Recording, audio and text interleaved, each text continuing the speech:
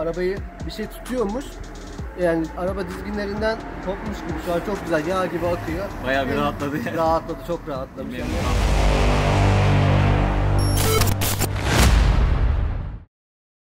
Arkadaşlar merhaba, Car Station kanalına hoş geldiniz. Bugün sizlerle beraber arkamda görmüş olduğunuz Chevrolet Captiva aracının komple hibrit turbo işleminden size biraz bahsedeceğim. Aracımıza hibrit turbo işlemi gerçekleştireceğiz fakat bunun öncesinde aracın ağır bir bakımdan geçmesi gerekiyor. Araçta belli başlı şikayetler var. Şu anda çok hantal bir şekilde müşterimizden gelen bizdeki şikayetlere yönelik de aracın turbosunda bir ötme söz konusu. Hazır turbo ötüyorken de hibritlemek daha mantıklı olduğundan aracın turbosunu hibritle değiştireceğiz. Daha sonrasında aracın üzerinde gerekli gördüğümüz kısımlara müdahale edeceğiz.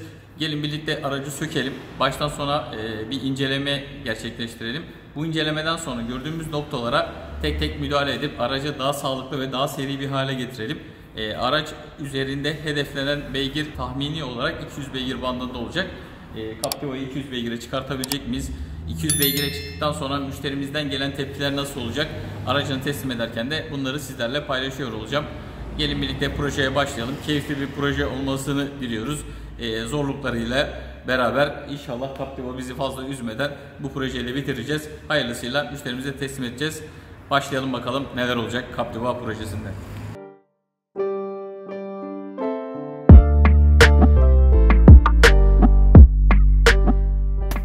Arkadaşlar bakın şurada alt muhafazada şimdi sökerken hemen gördüğümüz kısımda şurası aracın sürtmüş ve muhafazanın kendi vidaları maalesef yamulmuş vaziyette şu anda ve normal vidanın üzerine, cıvatanın üzerine arkadaşlar somun atılmış, araya koyulmuş.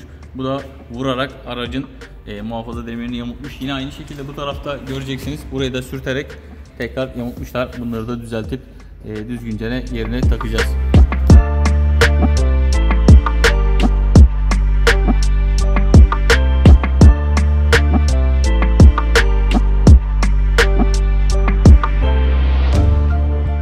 Arkadaşlar şimdi aracın altını inceliyoruz.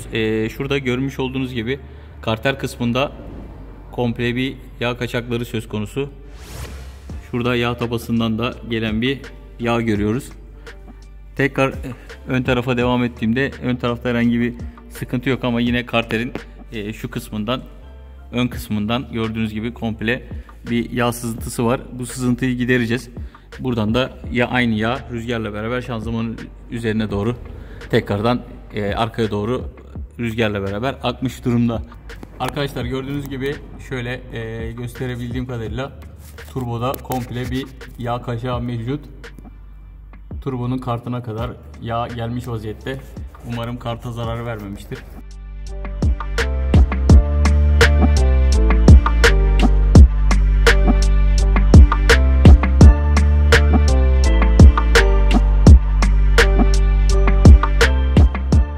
Arkadaşlar şimdi hemen aracın üst tarafını da açtık. Üst tarafını açtığımızda şöyle, onu da size gösterebilirsem, enjektörlerin diplerindeki kurumu ve pisliği, mazot kaçaklarını görebilirsiniz. Diplerinden aracın tekrardan şöyle dördünde birden kurum ve pislik var. Şöyle gösterirken baştan sona yine aynı şekilde arkadaki egzoz kısmına doğru da kaçaklar mevcut. Şu enjektör diplerinde de yine sorunlar mevcut. Bunları da tek tek gidereceğiz. Aynı şekilde araç bu tarafa doğru da turbodan gelen yağdan etkilenerek buraya doğru yine yağı sızıntı şeklinde buralara vermiş. Şimdi motora müdahale edeceğiz. Bunları tek tek söküp çıkartacağız. Bakalım daha neler göreceğiz. Aracın genel bakımları bittikten sonra da aracın diğer işlemlerine bakacağız. Arkadaşlar şu anda gördüğümüz kadarıyla aracın üzerinde ciddi anlamda yağ kaçakları ve mazot kaçakları mevcut. Bunların şimdi giderilmesi gerekiyor. Bunlar giderilmeden aracın üzerine herhangi bir işlem uygulayamıyoruz. Gelin birlikte bu parçaları tek tek sökelim. Söktükten sonra neler oluyor, parçalar ne durumda, bunlar hakkında da size biraz bilgiler vereyim. Daha sonrasında da aracın üzerindeki bizim yapmış olduğumuz revizyonlara geçip aracı toparlayalım. Parçaları söküm işlemine başlıyoruz.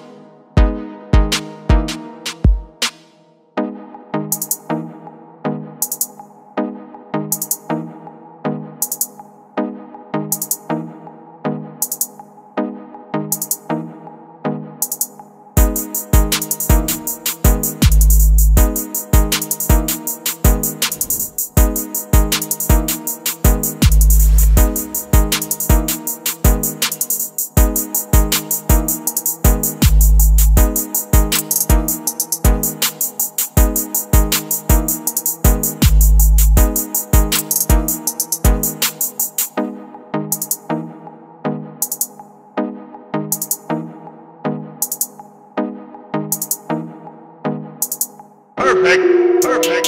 Perfect.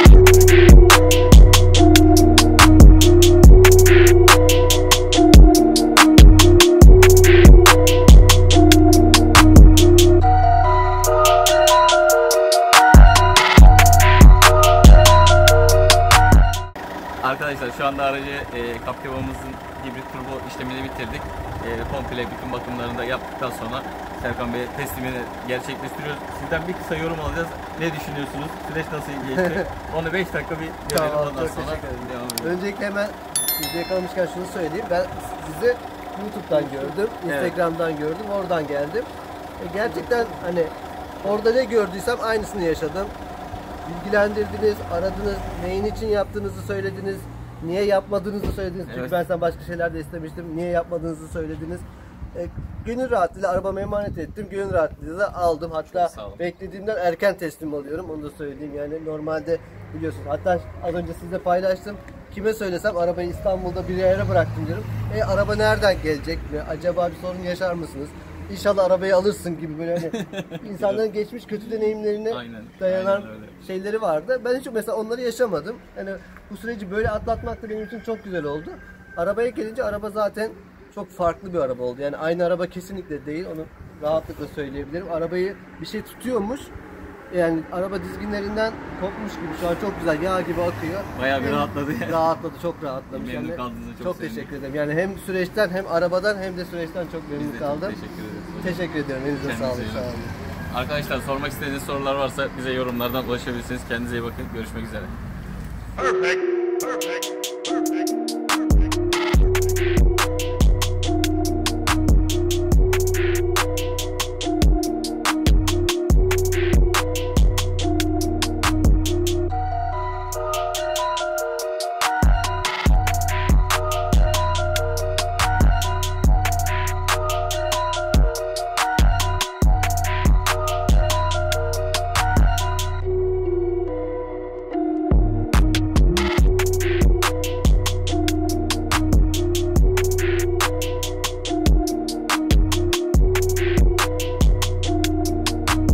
Perfect.